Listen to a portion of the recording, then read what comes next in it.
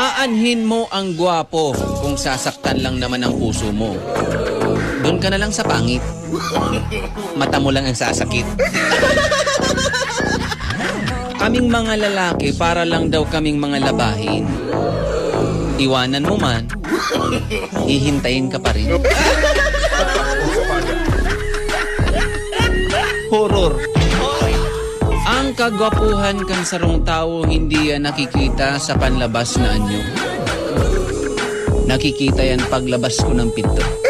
Bakit daw may mga mister na nagrereklamo dahil palagi na lang daw tama ang kanilang misis?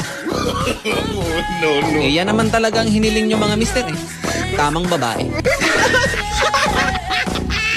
Dalawang bagay lang yan mga pangga ang mga misis. Una, lagi silang tama.